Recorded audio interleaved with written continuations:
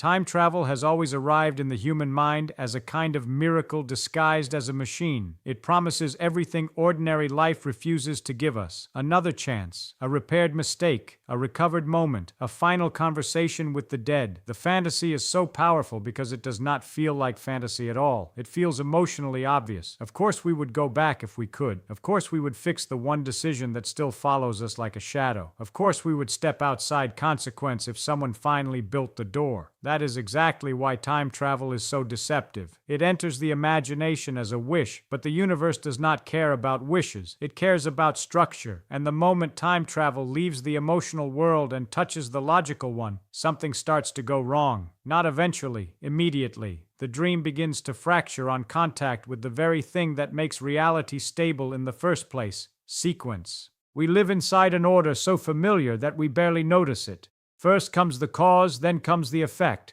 First comes the match, then the flame. First comes the choice, then the regret. That pattern is so deeply woven into experience that it feels less like a rule and more like the background fabric of existence. But time travel, at least the kind people actually dream about, does not simply move a person through time the way a train moves through cities. It does something far more dangerous. It allows a later event to invade an earlier one. It lets consequence turn around and interfere with its own source, and that is where the romance starts collapsing. Because the popular fantasy of time travel is not really about sightseeing. Nobody lies awake at night dreaming of visiting the past merely to observe it politely from a distance. The dream is almost always intervention, warning someone, saving someone, undoing something, changing history with the knowledge that only the future could have given you. But the moment you try to change the past, you are no longer imagining a clever invention. You are imagining a direct attack on the order that made your action possible. That is the hidden trap inside the fantasy. Time travel sounds like freedom, but it may actually be a declaration of war against coherence itself. And the strangest part is that the more emotionally compelling the fantasy becomes, the more logically unstable it gets. The more desperately you want to change the past, the more likely you are to damage the chain of events that created your desire, your knowledge, and your journey. Time travel does not first fail because the machine is hard to build. It may fail much earlier than that. It may fail as an idea, because before it becomes an engineering problem, it becomes a contradiction waiting for a doorway. So before we ask whether a person could travel backward through time, we have to ask a far more unsettling question. What exactly happens to reality when effect no longer waits its turn? That question takes us straight to the first real fracture in the idea of time travel: causality. This sounds abstract, almost technical, until you realize it is the quiet rule holding nearly every part of your life together. Causality is the reason the world feels continuous instead of random. It is why a shattered glass implies it was dropped, why smoke implies fire, why a scar implies a wound, and why memory points backward instead of forward. Causes come first, effects come after. Reality, as we experience it, is not just a collection of things that happen. It is a sequence in which one event gives birth to another. Backward time travel threatens that sequence at its root. The problem is not simply that it lets someone revisit an earlier moment. Memory already does that in a harmless way. Records do it.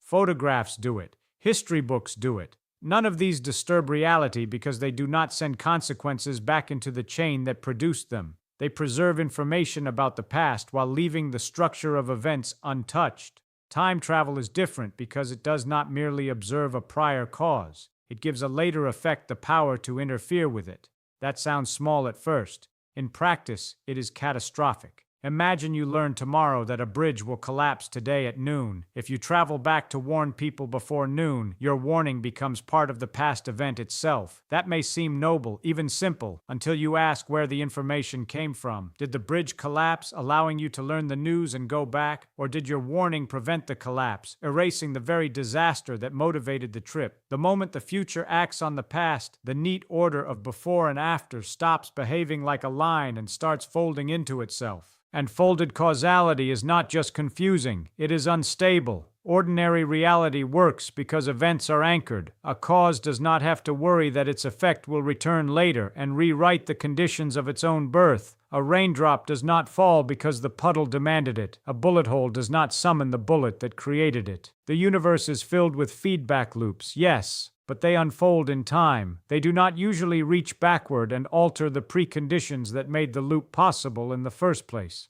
Time travel changes that. It turns sequence into negotiation. It asks reality to tolerate a world in which because and afterward are no longer cleanly separated. That may not sound like a problem until you notice how much of existence depends on those words. Responsibility depends on sequence. Knowledge depends on sequence. Decision-making depends on sequence. Even identity depends on the idea that one version of you leads to the next, not the other way around. If future states can intrude into earlier ones and alter them, then the question is no longer what happened, but which version of happening survived interference. Reality begins to lose the quality that makes it readable. This is why time travel feels less like a breakthrough the more seriously you think about it. It is not simply a shortcut across moments. It is a direct challenge to the grammar of events. It does not just move a traveler. It invites effects to compete with their own causes, and once that competition begins, the timeline is no longer a stable record of what occurred. It becomes a contested structure in which the future is trying to edit the past while still needing the past to produce the future that edited it. And that contradiction is only the beginning, because once a traveler can alter the conditions that created the trip, the problem stops being theoretical and becomes something much worse, a paradox with teeth indeed. Now the idea becomes genuinely dangerous. Causality was the first fracture, but paradox is where the structure starts tearing itself apart. This is the point where time travel stops looking like a difficult technology and starts looking like a machine designed to sabotage its own existence. Because once you can reach into the past and alter the chain that produced your journey, you are no longer bending time. You are placing the event and the reason for the event into direct conflict. The most famous version is the grandfather paradox, and it has survived for so long because it is brutally efficient. You travel into the past and prevent your grandfather from ever having children.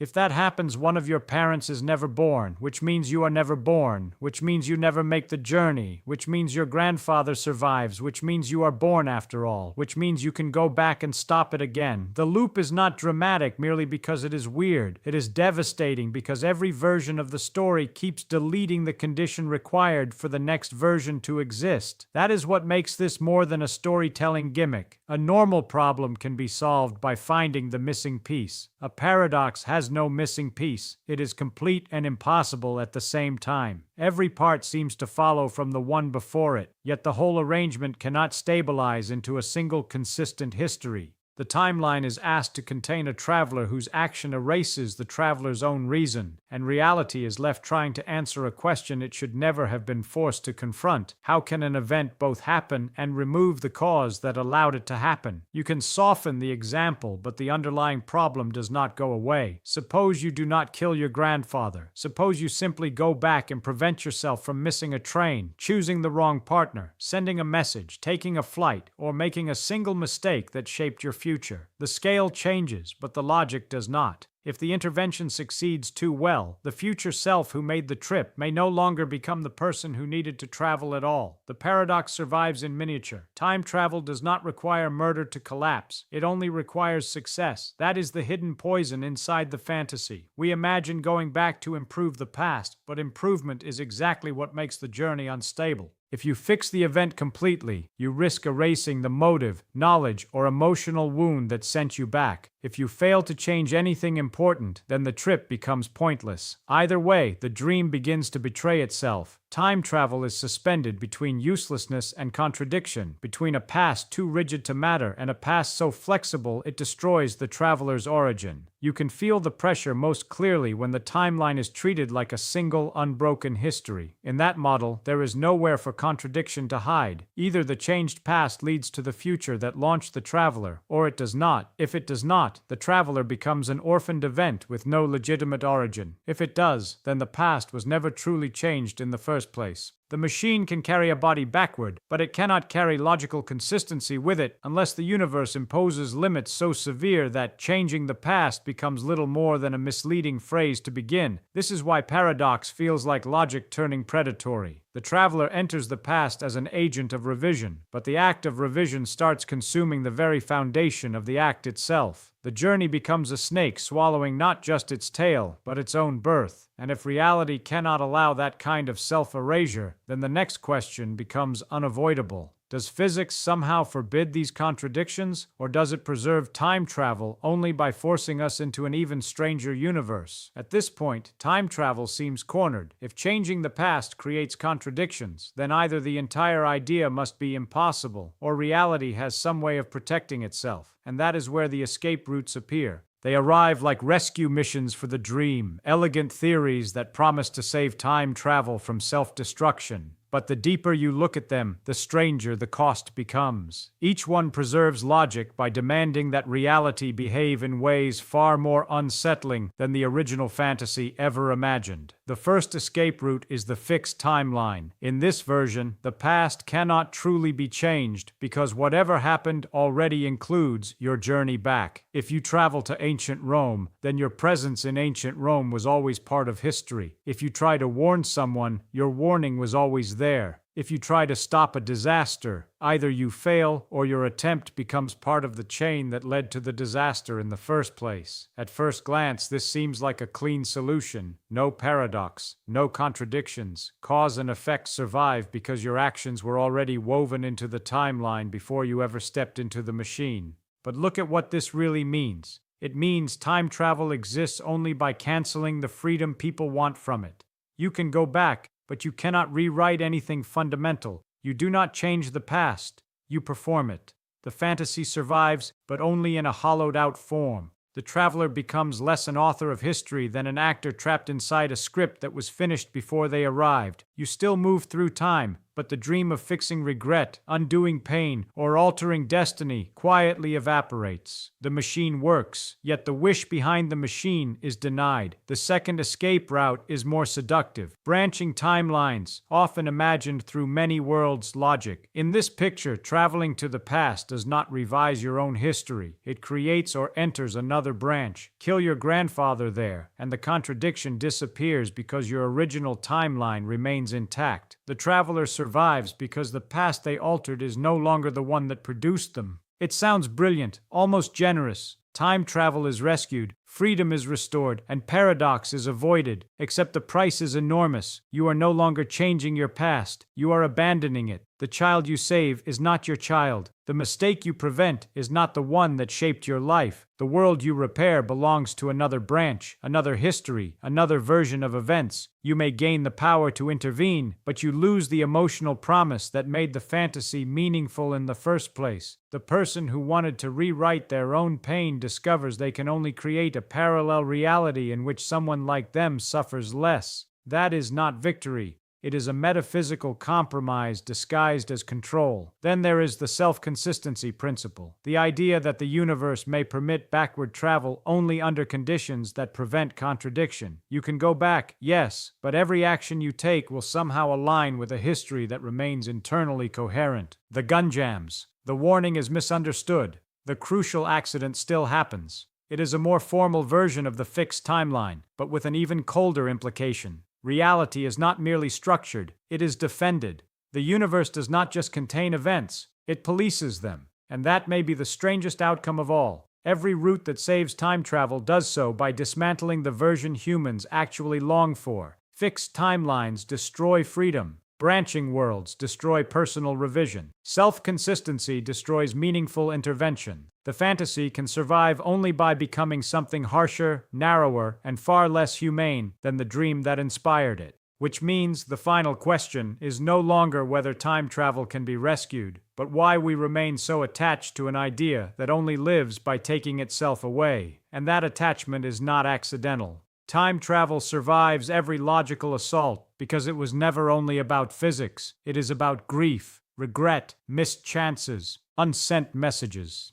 It is the dream that consequence might be negotiable after all, that the universe might reopen a door it has already closed. We do not obsess over traveling to the past because clocks move in one direction. We obsess over it because our lives do. The fantasy persists because almost everyone carries at least one moment they would pay anything to revisit, repair, or refuse. That is why time travel feels emotionally inevitable, even when it looks logically unstable. It speaks directly to the most human rebellion of all, the refusal to accept irreversibility. We can tolerate difficulty, we can tolerate distance, we can even tolerate death in the abstract. What we struggle to accept is that some things once done remain done. Time travel flatters the wounded mind by whispering that finality is a technical problem, not a structural truth. Build the machine, find the equation, open the passage, go back, make it right. But every serious attempt to imagine that passage runs into the same wall. If the past is flexible enough to be rewritten, then the reasons for rewriting it begin to dissolve. If it is rigid enough to preserve coherence, then the fantasy loses its power. If branching worlds save logic, they do so by shifting the victory somewhere else, to another timeline that does not erase your own scars. Every route either destroys causality, empties freedom, or relocates the emotional payoff into a reality that is not fully yours. The dream survives only by surrendering the thing that made it desirable, and that may be the real revelation hidden inside the failure of time travel. Perhaps the one-way nature of time is not a cruel limitation placed on meaningful life. Perhaps it is the condition that makes meaningful life possible. Responsibility only exists because actions cannot be endlessly revised. Identity only exists because one version of you gives way to the next, instead of being constantly overwritten by future corrections. Memory matters because it points to what cannot simply be re-edited. Regret hurts because it belongs to a world where events leave marks, and those marks become part of the person who continues forward. A universe with no durable sequence might sound liberating at first. In reality, it would be unbearably unstable.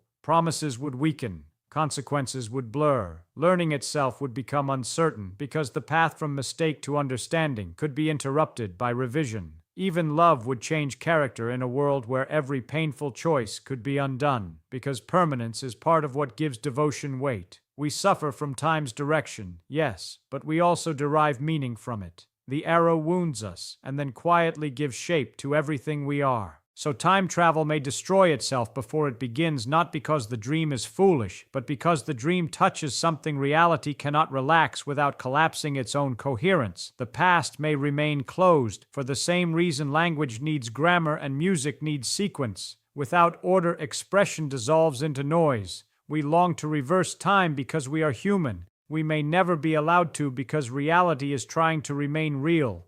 And perhaps that is why the fantasy still matters, not as a roadmap, but as a mirror. It reveals how badly we want mercy from time and how much courage ordinary life demands in its absence. We cannot go back, we only go on. But that may be the very thing that makes forgiveness, responsibility, memory, and love more than temporary illusions.